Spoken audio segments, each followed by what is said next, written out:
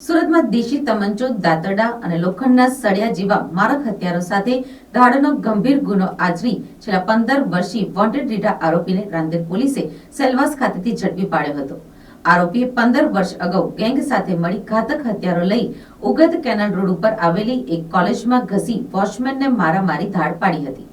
રાંદેર પોલીસની ટીમે સેલવાસ ખાતે રીઢા આરોપી કડકિયાભાઈ લાલસિંહભાઈ ભુરિયાને ઝડપી પાડ્યો હતો. આરોપીએ સન 2009માં સુરત શહેરમાં ઉગત ભેસાણ રોડ ખાતે આવેલ સાઉથ ગુજરાત મેડિકલ કોલેજમાં ગેંગના 6 સાગરીતો સાથે મળી લોખંડના સળિયા તથા દાતરડા તેમજ 2 દેશી તમંચા જેવા મારક હથિયારો સાથે ઘસી ગયો હતો અને કોલેજના વોચમેન નગીનભાઈને માથામાં ઈજા પહોંચાડી ઓપીડી, કેન્ટીન તથા ઓફિસોના તાળા તોડી ટેબલોના ખાના ખોલી અંદરથી રોકડા રૂપિયા 8,931ના મત્તાની ધાડ પાડીને ભાગી ગયા હતા. જોકે ડિસેમ્બર 2009માં આ આરોપીઓ પૈકી 3 આરોપીઓને અમદાવાદ ગ્રામ્ય જિલ્લાની એલસીબી પોલીસે પકડી પાડ્યા હતા.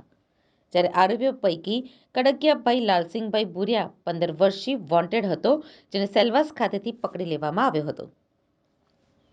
પોલીસે જણાવ્યું હતું કે આરોપીના પુત્રનો મોબાઈલ નંબર મળી આવતા તેનો પુત્ર સુરત શહેર તેમજ દક્ષિણ ગુજરાતમાં પ્લમ્બિંગના કામ માટે ફરતો રહેતો અને પોતાના પિતા સાથે સંપર્કમાં રહેતો હોવાની માહિતી મળી હતી.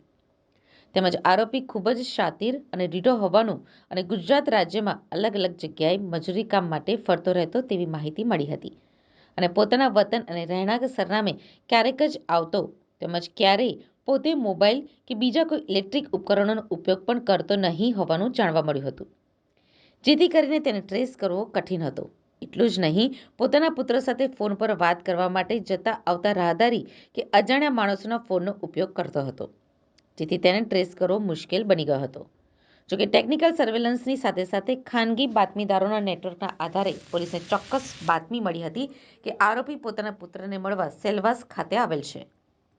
જેથી પોલીસની ટીમ લેબર કોન્ટ્રાક્ટર બનીને સેલવાસના આસપાસની તમામ કન્સ્ટ્રક્શન સાઇટ, બાંધકામ અને મજૂરી કામ ચાલતું હોય તેવી જગ્યાએ જઈને મજૂરોની જરૂર હોય તેવી જ રીતે પોતાની સ્કિલ વાપરી